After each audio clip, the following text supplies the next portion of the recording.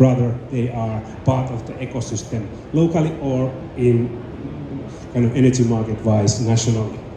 So 3-4 weeks ago we went to the OECD Global Summit in San Jose, and Google was presenting their ideas or view of the future data center design. And a couple of takeaways from these presentations, and also what we are seeing and how we are kind of describing or designing our new data center design. Power per rack, more than 200 kilowatts per rack. Then air and liquid cooling and hybrid cooling is used.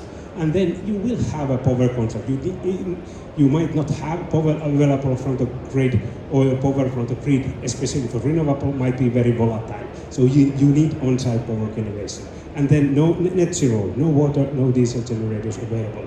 And then when you designed the new data center, you don't necessarily know what type of load you need at the day one compared to the day 5 years from the beginning. You start 20 kilowatt per rack, but you might end it up to 200 kilowatt rack. How you can take that in account when you do the data center design? Good points from the Google. And the second slide, the kind of additional or the next level of densification. So with the liquid cooling, they introduced a new component called CDU, coolant distribution unit or cooling distribution unit. But now they want to focus that the data halls is only for the computing, and they want to get rid of those CDUs from the data center.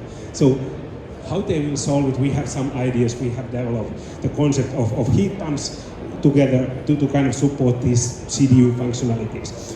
So, and the battery storage, moving to the microgrid design, utilizing the battery and energy storage on top of that. Power distribution, fewer power conversions. They are speaking about high voltage DC direct current data centers. And the controls, grid support, how you are able to kind of utilize your infrastructure also in grid services, demand response, and do the peak saving when needed.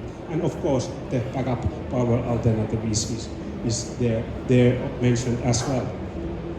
And this is the model what we have planned, and this is actually very much aligned with the Google's model. Traditionally, you built your data center, you built everything inside your power, cooling, computing, and you built your own connection to the grid. It's a massive CapEx and OpEx operation. 24/7, someone has to deal with that, and then lots of regulation and reporting. When we are moving this kind of energy as a service model, you have a partner operator who operates your microgrid, does the connections to the district heating, to the global grid, and then providing different kind of components. Medium voltage UPS, battery storage, you might have on-site power generation from solar, you might have and you will have on-site power generation from different gases, starting from LNG, LPG, and or mixed of those and hydrogen as well. So from the data center perspective, you are using your data hall only for computing. You double your white space. 20%, 40% of your capex will be in the energy of a service side. You are also already reusing your heat for your, and then of course you are able to utilize those energy as a service microgrid assets and focus your operations. Then in addition of shared infrastructure, you might have a shared resources to operate your data center. So bringing or building your AI data centers to this type of environment, you can just focus for your application and commercial part. So why you need this kind of power asset, or why you should kind of utilize your data center infrastructure as a power asset? One example is this kind of reserve market development. When there's more and more renewables coming, then there's more and more this kind of reserve market capacity available. At the same time, there are kind of notes from what's happening, especially in Finland. We have been the last 3-4 months the cheapest energy in Europe, and already 94% was kind of fossil-free, 52% with the renewable energy sources. So there are lots of opportunities in that side. So then, next one. We will continue with this in our panel now. Thank you. So I'm next. Doesn't say a name. My name is Christoph. I'm the CEO, co-founder of ScaleUp. We are cloud hosting and data center company based in Germany. So, the topic today is about the stress on the energy grid here in Ireland. We may not have the same stress in Germany. I mean, we do have our issues. We do have other issues, I guess, with very high power prices in Germany. So I think the overall problems or issues are rather similar.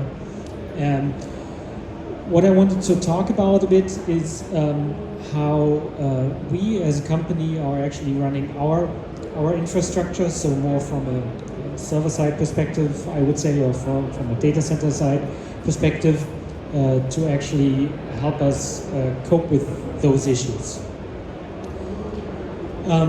So a couple of years ago, I basically stumbled upon, and was already mentioned today, about the Open Compute project, which is a non-profit foundation based in the US, initially founded by Facebook, where a lot of the industry comes together and works on new designs for servers, network, data center, and everything around the whole data center industry, in essence.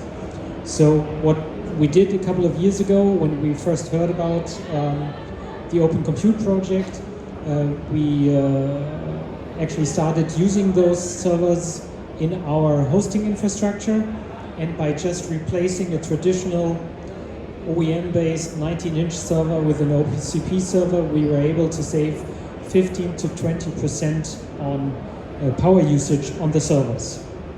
Same CPU, same configuration, everything the same, and just replacing the server design. And you may have seen some pictures in some of the previous slides. We actually have a small booth here as a group where I have one of those servers, and I invite you to come by. It's booth number 260, so you can actually look at the server.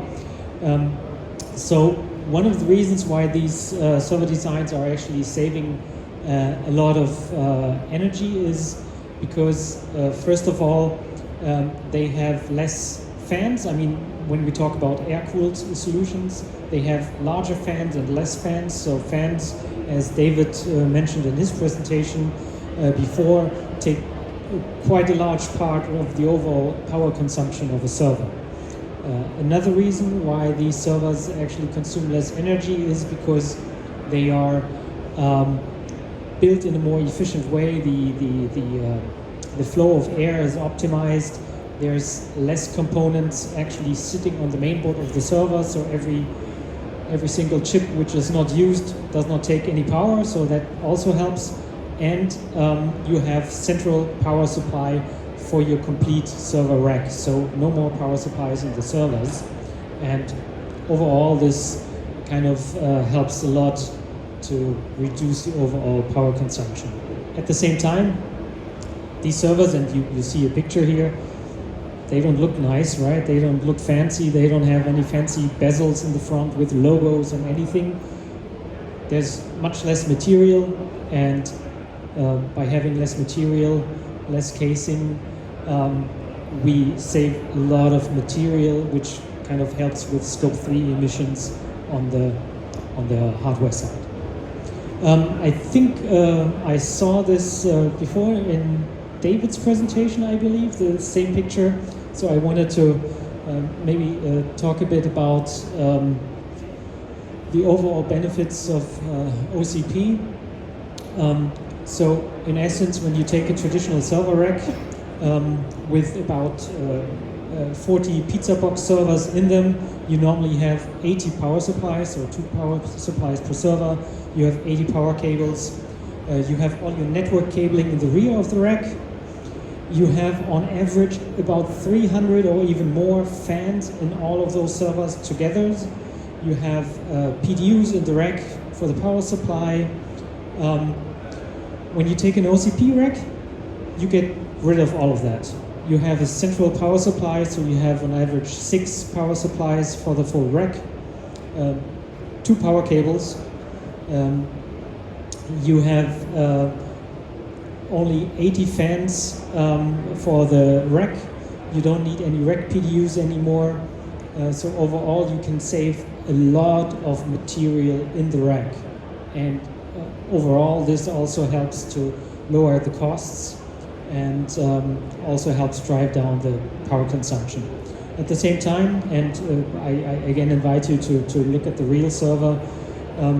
Those servers are built in a tool-free way, so you don't need any tools to unmount components in the servers. So this helps with recycling, because at some point servers need to be recycled. So these are just some of the benefits.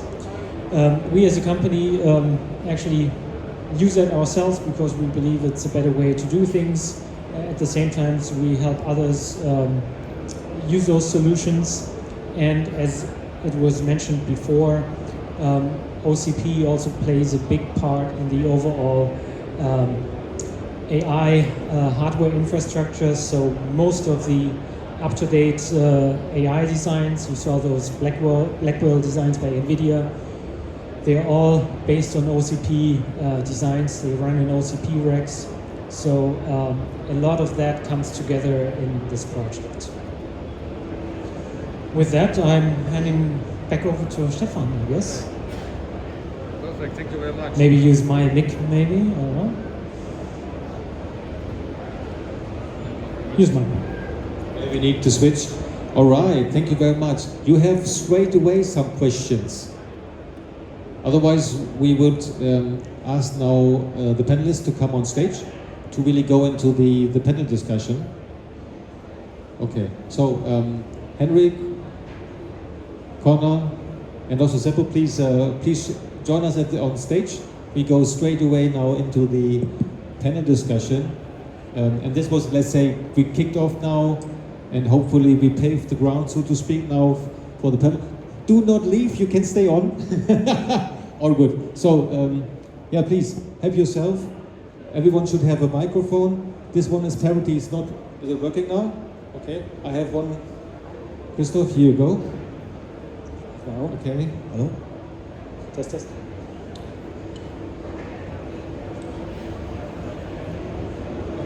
Please stay with us. Do not leave. The networking will happen at 5 o'clock. All right. Okay, more people leaving? Okay, thank you. Thank you, it's appreciated. So I give this now to, in the middle, to my friend Henrik. Okay, because this session is also video recorded, and we will share it on social media. All right, so let's kick off, and I'm happy that some people stayed. So this tells us, Martin, welcome. Eventually, I've been waiting for you. Okay, so let's start with an introductory round. I'm not important, I'm just facilitating here. The important guys are here. So now I would, please, Seppo, you start, and then just say a bit about yourself, where you're coming from, because we just jumped into the presentation, and yeah, what you're up to, so to speak. Okay, thanks, Stefan. So as an introduction, my name is Seppo. I used to be the CEO and the founder of the company called Ficolo. Ficolo was the second largest co-location service provider in Finland. We founded the company 13 years ago, operated 3 data centers, and 2 years ago the company was sold to the British investors and merged with Verne Global. So working as an independent consultant with the renewables project and also with these energy as a service models and concept that we were talking about. Shall I continue more, or? I don't know, I mean, you want to, I think that's about it, or you want to tell us where have you born and stuff, or? All right, so Connor, please. Hi, my name is Conor Malloy from Bury Veritas. Within Bury Veritas, my main focus is on data center auditing and verification. That's design verification, operational verification. But over the last 4 or 5 years, there's been a key focus on sustainability and efficiency, and obviously now that's based on the mandatory legislation under the Energy Efficiency Directive and Taxonomy Regulation, and then but in general it's supporting the data center industry from a third party independent verification perspective and certification as well. All right, Henrik, please. Yes, hello. My name is Henrik Børling. I work for Huawei. I represent Huawei in the Nordics within business development. Besides that, I also are representing Denmark for the standardization within the European norm 50600, but I am also part of the global committee within ISO standards. And I can tell you, you think the standard is very uninteresting, but it's almost a hobby. So I'm the weird guy. I think this is good things to work with. Last but not least, Christoph. Yeah, I briefly introduced myself before. I mean, It's true. I'm still the same person. Is it? Yeah, I am. I haven't changed in the last 10 minutes. Okay. Maybe to put it a bit more into perspective. So we as a company, we run 7 data center sites in Germany currently. They are all co-located in larger data centers. So we basically rely on large co-location providers to provide us the white space for running our services. We're just in the process of starting and owning our own data centers because of some of the issues which were mentioned. Energy Efficiency Act is certainly one thing which is quite relevant to us. High energy prices in Germany driving the cost is also something, and we've seen that some of the larger data center providers are maybe not doing the best job in providing efficient data centers to us as a customer. So we're trying to maybe go down the value chain and do more things ourselves in order to comply with all these new and upcoming regulations. I agree. You said you have been introduced, but for that the introduction in the second one was also large. I think this one is working now. Okay, let's dive into the actual conversation here. I would like to start with Seppo, our man from Finland. I think we've seen on the slides that you were working on many projects when it comes to renewable energy, when it comes to really the energy grid in Finland, but also you're involved in some projects in Singapore and in Thailand. Can you share with the audience what is it all about, please? Okay, thanks, Stefan. Yeah, the main problem with the AI companies today is to find the site, find the power, operate in the kind of local energy market, utilize it, and then of course find the local resources. Every week someone is calling me, can you be my country manager, or can you find me the operational managers, or whatever. That's happening all the time. So at the moment we are working with 2 projects in Finland, one in Thailand with the Singaporean investor. There's the short-term project in Finland, which is it's the 37 hectares, starting 150 megawatt immediately available power. We can go to the 300 megawatts in 5 years' time. What we are providing, I have kind of joint kind of cooperation with the partners for the construction, for the energy kind of implementation, and also we have developed this energy as a service model, which I will tell a little bit more later.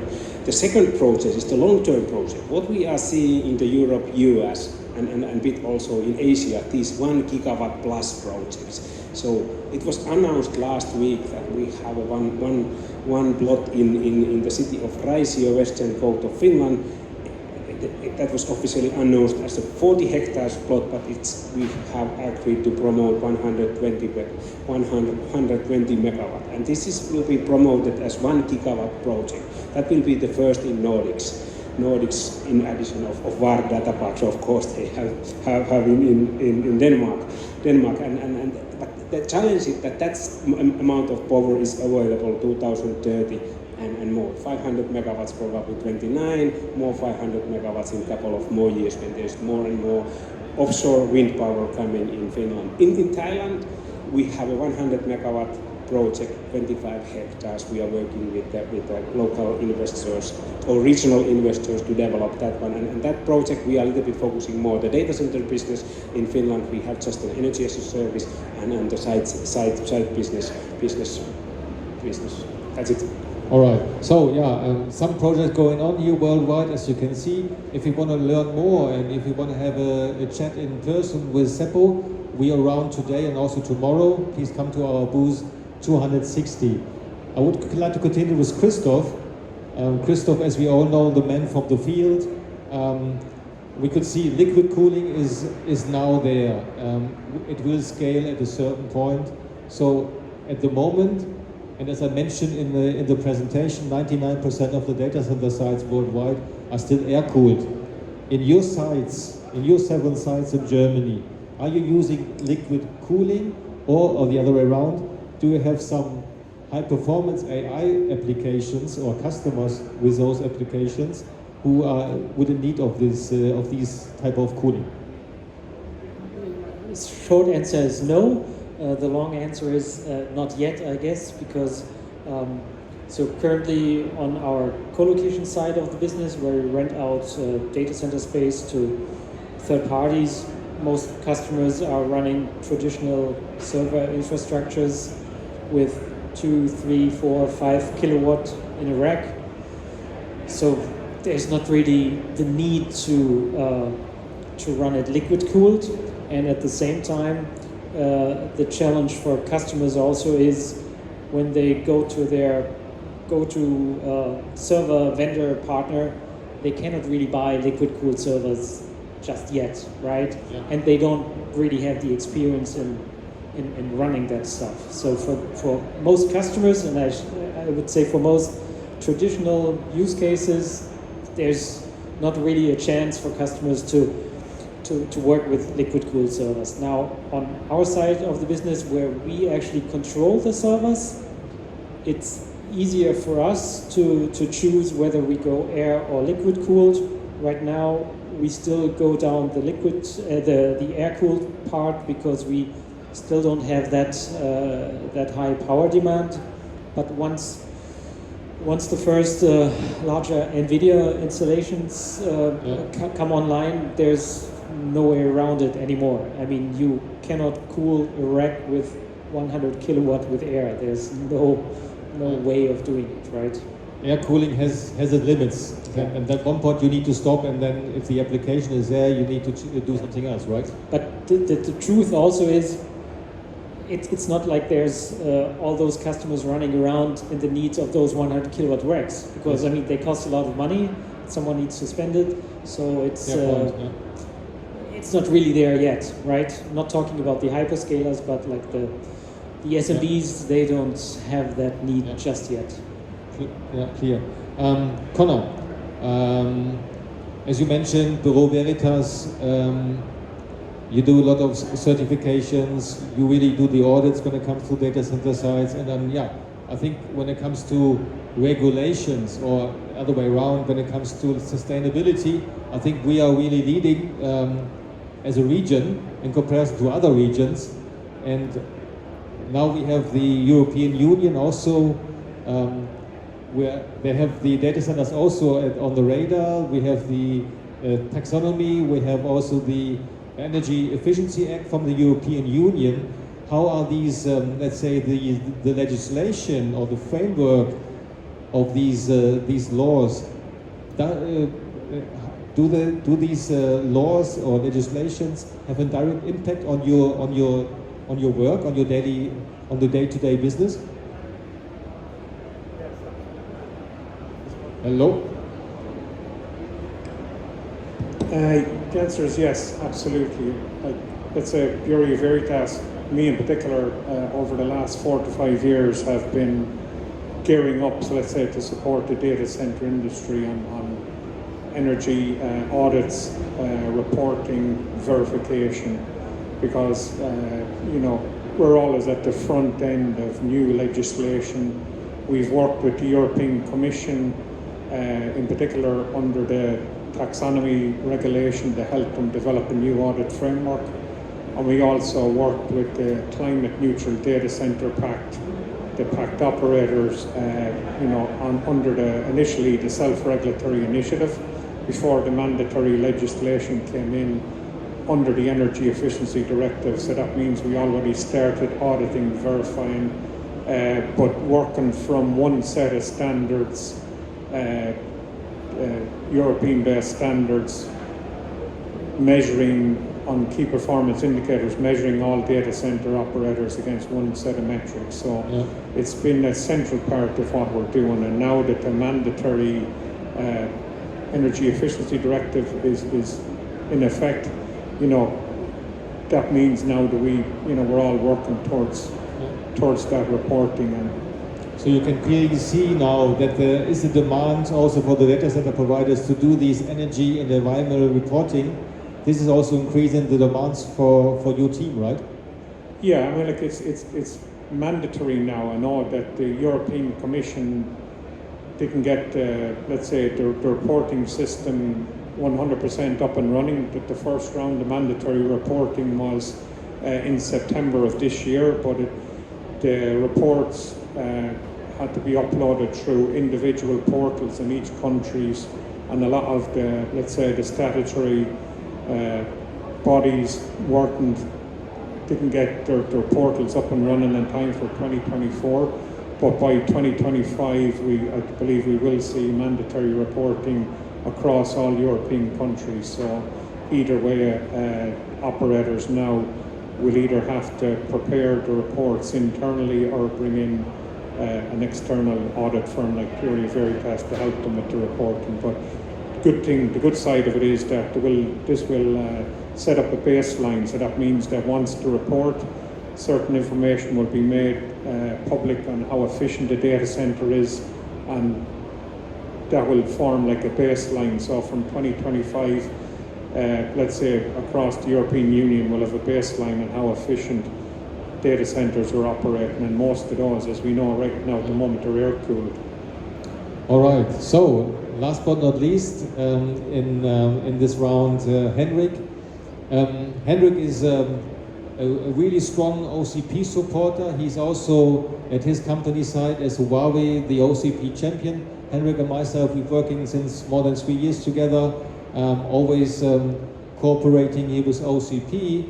Henrik, and now also with our involvement at OCP, we have a clear insight also when it comes to the hyperscalers.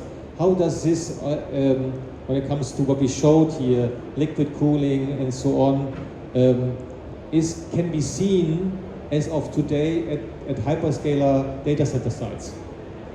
Yes, of course it have an impact. We have, for instance, there's OCP, the Open Compute Project. In Asia, they have a similar organization called the OCDC, and that is actually Open Data Center Community.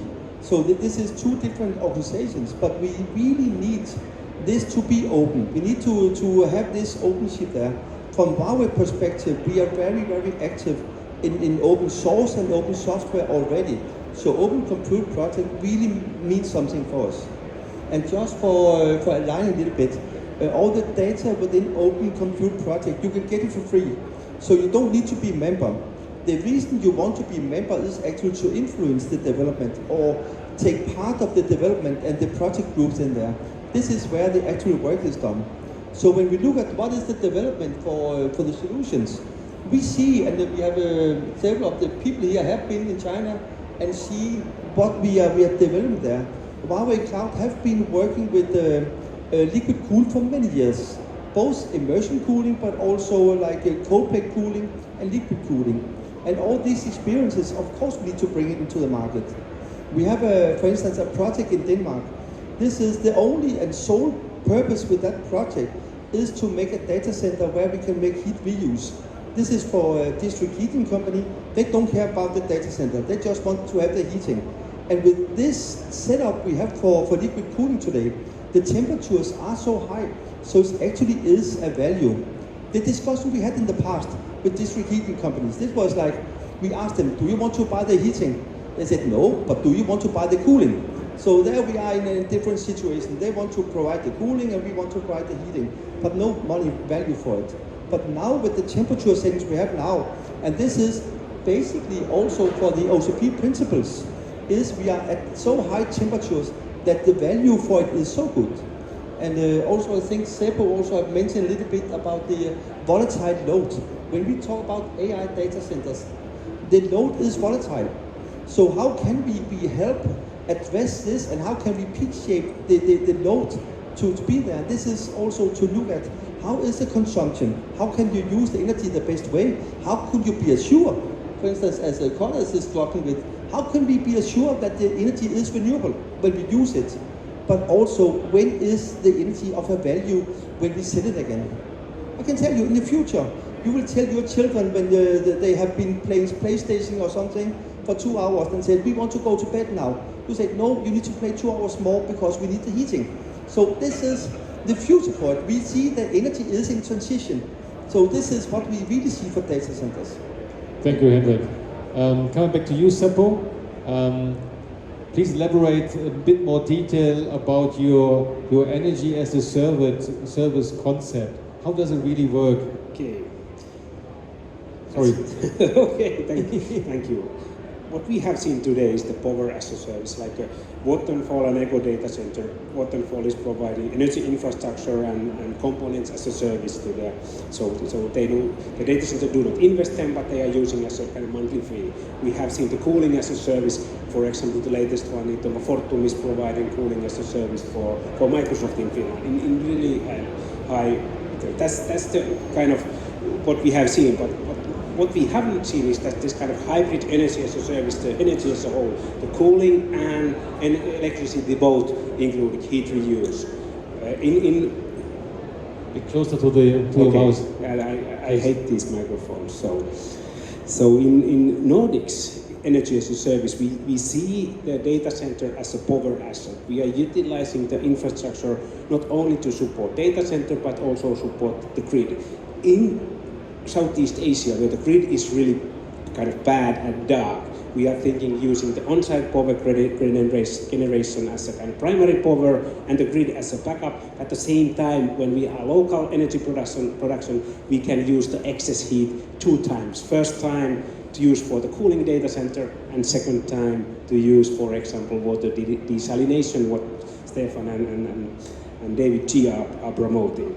But energy as a service quickly in 3 levels. The first layer is to provide design model, architecture, expertise, and resources to build these kind of systems. The second layer is providing energy infrastructure, cooling and electricity as an infrastructure as a service, then electricity as a service, and the cooling as a service. So it's not easy to be in the PPA market or the intraday market or the spot market. So you need a partner who can manage for that. And the third layer is, of course, the optimization. So how you can optimize the usage of your energy assets in your own needs, for your grid support needs and others. So we are developing the kind of integration with different tools. I mentioned the VPP, virtual power plant, energy management systems. We have a traditional DCIM and BMS system. So we have this kind of energy management and optimization layer as a third component for energy as a service. All right, thank you. Coming back to Christoph. All right, so as you all know, I mentioned there is legislation now coming in, really based on the EU Energy Directive. Surprisingly, it's led by Germany, or let's put it this way, Germany have been really the first country who put this into national law. They have this amended Energy Efficiency Act now in place since January. How is this affecting you as a data center provider in Germany at the moment? Well, it's affecting us directly, so that's, well, honestly, that's one of the reasons why we are now in the process of starting to run our own data centers, because then we have the full control of actually complying with all of that regulation. So we have just acquired our first data center, which is an established data center, running for 10 years already, and it's already running at a PUE, a power usage effectiveness of 1.21 in production. So it's already below the threshold for new data centers. And yeah, that's how we work with that. Yeah. But yeah, it will change a lot in the industry. Okay, and at the moment there's also like a transition period, right? So there is a transition period, I think, of a couple of years. Yeah. Yes. There's also a regulation or a law in place now, which demands that the excess heat is to be used in the future. yeah, So that percentage is also rising over time. So every data center has to use the excess heat, and as I believe Seppo talked about it a bit, I mean, one of the main issues still is that a data center is not really where you need the heat, right? So there's always a bit of a challenge. Where can I actually use that heat, right? Not every data center is sitting in the center of the city. We are also working with other parties, also with some members of the OCP community, to work on other ways to use the excess heat. I think in your presentation you mentioned the fish tank or this concept. I mean, if you don't have any housings nearby where the heat is needed, then you need to use the heat for something else.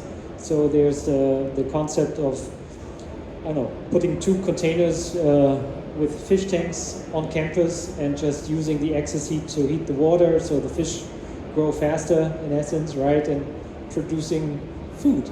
So that's one way to do it. or You have to be creative. greenhouses for vegetables and so on.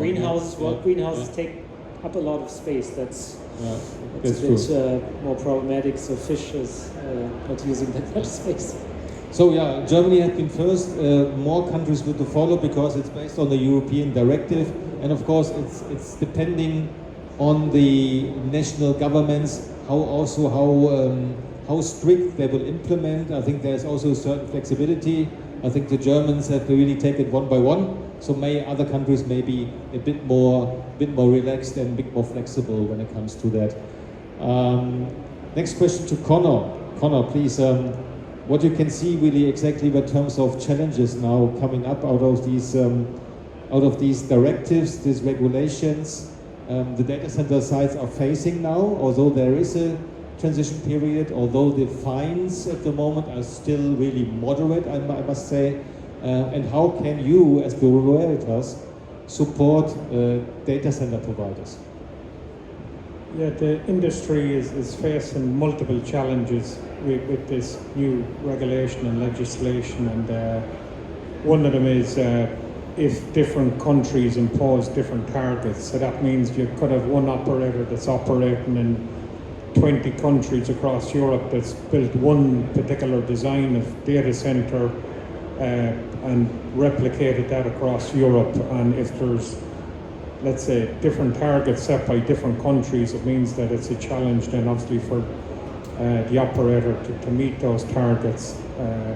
Now, one possible solution for that would be, for example, let's say once baseline is established. So let's say within the first year reporting, a data center reports on a PUE of 1.5 for their data centers, meaning that, and if the target to meet of 1.3, it means that obviously they have to improve the efficiency of their data centers.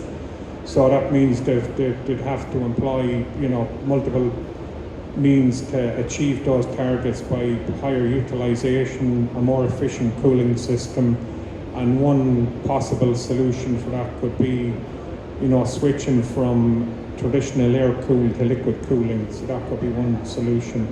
But the most important thing, I think, for all operators across Europe is to establish a baseline, and at least then they know, okay, this is how efficient or how sustainable their facility is in 2025, and then they may have targets to meet, let's say, up to 2030, so that gives them a 5-year period to try to find means to improve efficiency. And I said, obviously, it could be improvements, minor improvements, or maybe a major retrofit from air-cooled to liquid-cooled. But for sure, they're going to face challenges, but the technology is there now. Once establish where the problem is. The technology is there to support the change if hopefully they either invest the money to upgrade, or else maybe in certain cases they might have to decommission a data center and build a brand new, more efficient facility. Yeah. Henrik, as we all know, and as I said, I'm working with Henrik since more than 3 years. Huawei is investing a lot in R&D. I think we've been at a big research campus in Shenzhen. How does all this hype now about AI affecting your R&D, and as a consequence, your product portfolio? Are you also have some offerings when it comes to liquid cooling? Yeah, we have a awesome offering for liquid cooling. We have our own plant now making CDUs for liquid cooling. But also, I don't know if you've been out there and see the new power truck we have standing there. This is a power supply for a data center, we say for 2.4 megawatts. But when we look at the rack density we'll have in the future for up to 400 kilowatt per rack, this power pod is only for 6 rack. It's a little bit depressing. So the facility management infrastructure is actually having a bigger footprint than your actual data center if we are having like this, because you still need to have the power supply, you need to have the cooling, and this is actually also having a footprint for your data center. So the higher density, the lesser footprint you have for your data center, but facility management still have a footprint. And when we look at how AI is done and how we are working with it, it is of course, and we know that high performance computing will be there. So what we are looking into is to make hybrids for how we can solve the cooling solutions in the future. We see that there will be some kind of air cooling still. No matter we have liquid / cold plate cooling, there will be something we need to remove by air. Then we have immersion cooling, of course. Then we have no excess heat need to be removed from it. But this is not at the same densities that we see it with cold plate cooling and liquid cooling. So each cooling solutions you can use for different needs. So we need to look at what kind of density do you need to have. Then we need to look at what kind of cooling solutions do you need to offer for these densities. So this is what we see in the future. I can confirm, because I can recall 2 years ago when I've been at the OCP Global Summit, there was Rolf Brink. He was doing one of these keynotes at the beginning of the summit, and he, probably you're aware of Rolf Brink. He's like, I always saying he's like the godfather of liquid cooling, and he was saying there will be no cooling method dominating over the other. Yeah, of course there will be still liquid cooling. If you talk about, let's say, direct-to-chip rack, when the servers are really directly cooled, the chips in those servers, there's still, of course, memory and storage in those racks in the back who are still air-cooled. Yeah, and maybe I think time-wise we are okay. Henrik, can you also share a bit with the audience? Just came to my mind. There are some AI projects, and Henrik is he's in charge. He's responsible for the Nordic region, including Iceland. And you working on this, or I think it's still in progress, in this project where you using AI in this salmon project. Can you elaborate on this? Yeah, this is a very fun project. I can promise you. This is also a serious problem. In Norway, they have an invasive salmon called the humpback salmon. They have tried for many years to remove these salmons by manpower. It takes approximately 1 man-hour per salmon to remove it. We have made an AI that actually identified the salmons, and then now we can, with 99.99949 accuracy, determine if it's a North Atlantic salmon or a humpback salmon. So we are gently, without harming the salmon, guiding them into an artificial lake where we can take it up, because this is like farmed salmon that have escaped, so we can eat it. So no reasons to kill it or do something. But from that part, we also realized that having these fast cameras to monitor these salmons, that we found out that the lice in salmons, this sickness, is actually quite infectious and kills the salmons.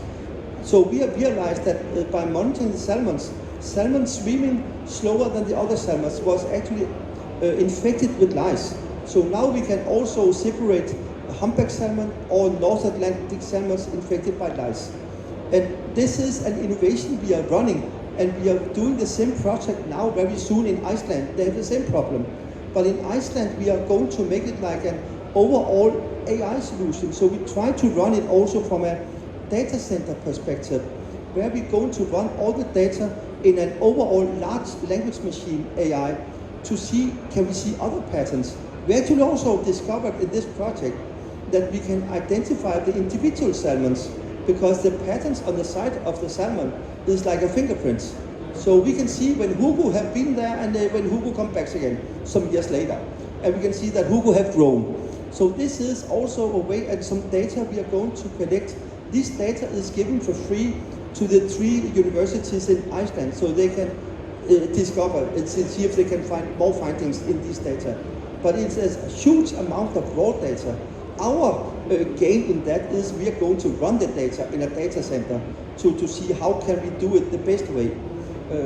Now when Connor also is working for the data centers part and regulations, I really also want to prove that when we want to have an A+ green data center, why don't we have the customers running the data there help to make this data center A+?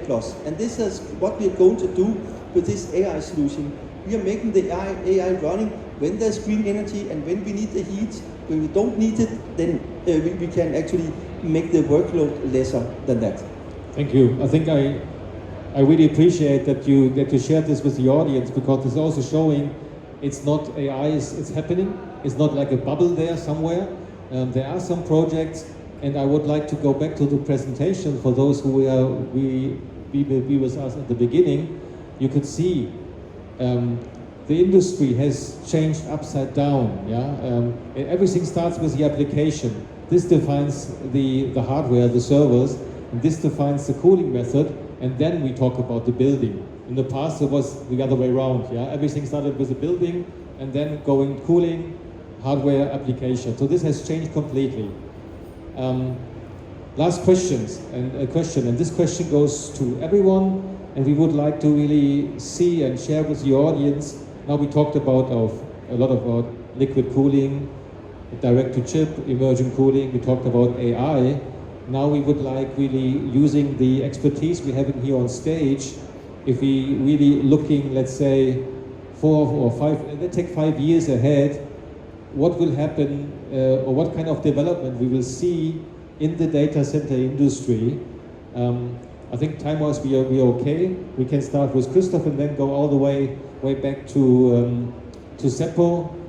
At the beginning, I said in the briefing, I said be as brief as possible. But yeah, I think time-wise we are still okay. So yeah, please, you please start, Christoph. Well, I cannot tell fortunes, so I don't exactly know what will happen in 5 years. We don't have a glass ball there, but yeah, I don't have it with me today.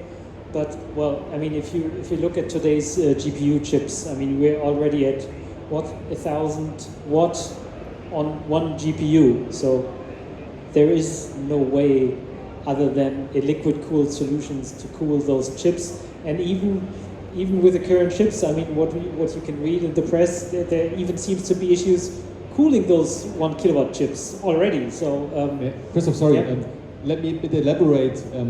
I think let's use the sentence from the last slide I shared. Can we see what has been also mentioned 2 years ago at the OCP summit, that the era of liquid cooling has already begun now with AI? Is this happening? Yes, it's already there. Okay. And I think there's no physical way other than with the liquid cooled solutions to cool those chips. I guess what I see as a challenge, I mean, if we're already at 1 kilowatt per GPU, then we will possibly be at, I don't know, maybe 5, 6, 7 kilowatts per chip in a couple of years. I'm not sure how good this will work in the end. Yeah. I mean, there's physics, and I don't know. So you cannot change it, right? So your prediction, and then please correct me here. Liquid cooling.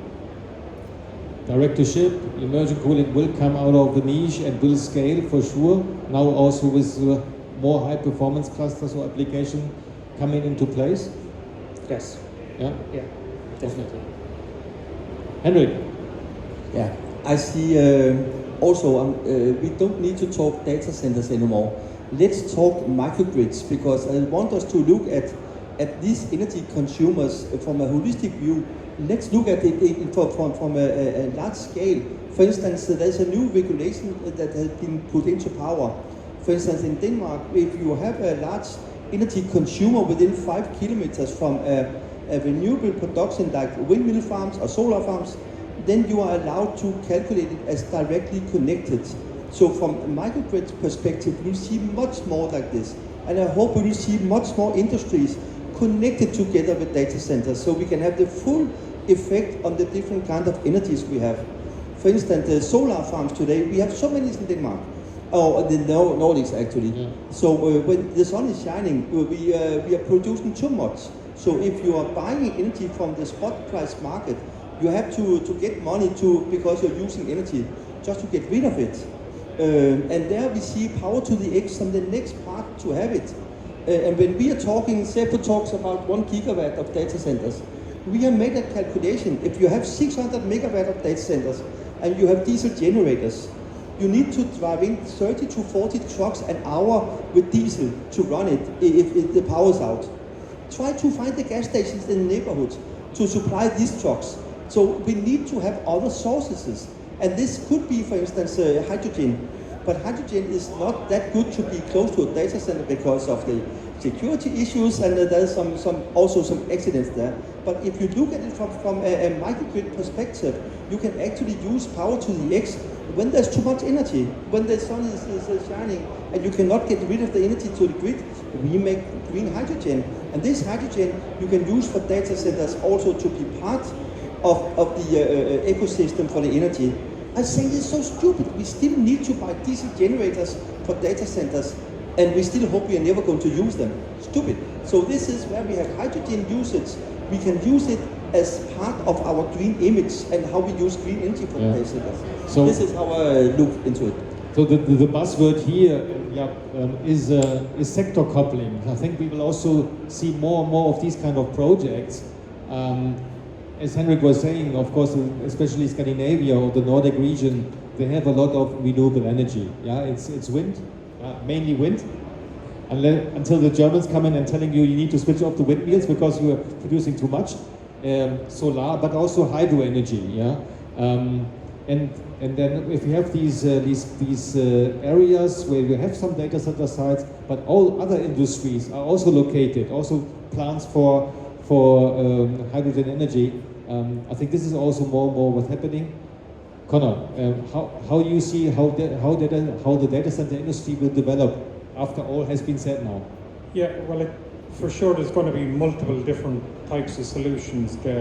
Let's say water cooled or liquid cooled will kick in for the high density compute.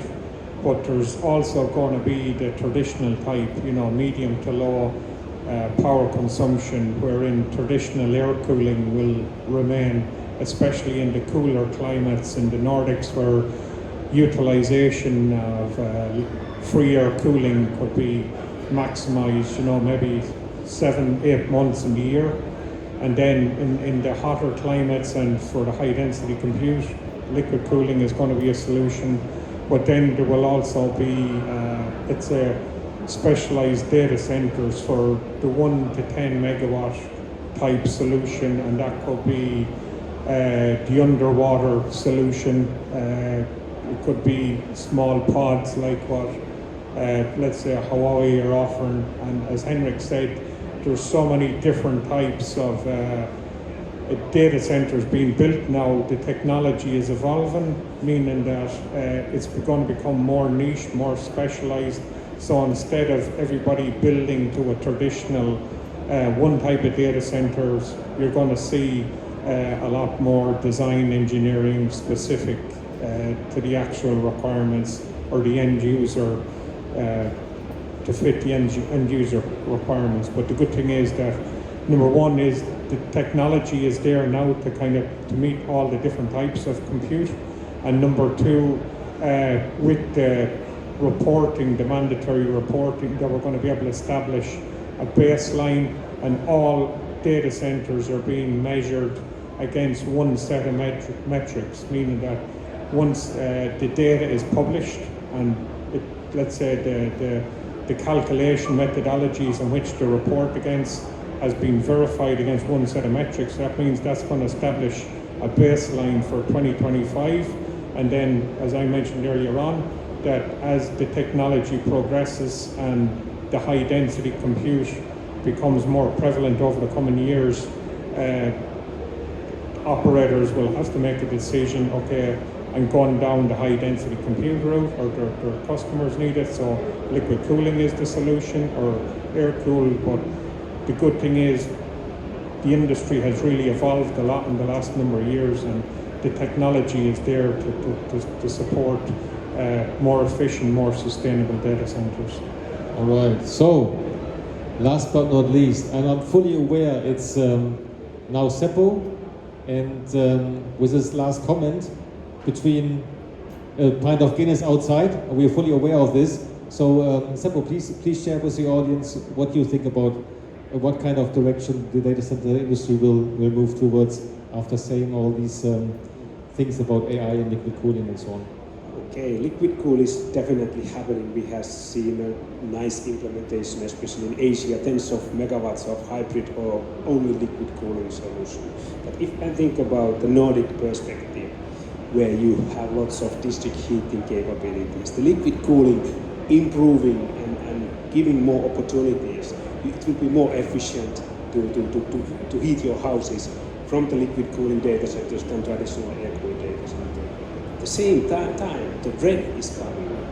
The Nordic advantage of the climate is narrowing or disappearing, because you don't need to be anymore less than 30 degrees Celsius. So it's as efficient in Singapore or Malaysia or Thailand to use liquid cooling as it is in Nordics today. But of course there are other renewables, you have environmental, everything is much better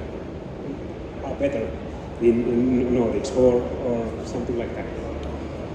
All right, that's the end of our panel discussion. I hope you found it interesting. Many thanks for staying us that long. Are there straight away some questions to our panelists? I can see a gentleman here in the front row. Maybe I hand over my mic to you. Thank you. We heard in the presentation that currently 99% of the installed base is air-cooled. If you had to put a percentage guess on the data centres that are currently in build and the data centres that are in the design process, what would be that percentage guess on both of those sectors? Anyone?